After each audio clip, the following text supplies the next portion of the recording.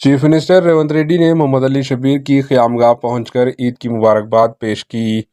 तेलंगाना के वज़ीर आला रेवंत रेड्डी ने रियासती हुकूमत के मुशीर बराए अक़लियती व दीगर तबक़ात मोहम्मद अली शब्बीर की क़यामगाह पहुंचकर ईद उल फ़ितर की मुबारकबाद पेश की और शीरखुरमा नशी की। इस मौके पर रुकन असम्बली दानम नागेंद्र और दीगर मौजूद थे। चीफ मिनिस्टर रेवंत रेड्डी ने मोहम्मद अली शब्बीर और दूसरों को ईद मुबारक दी। Bureau report, HN news.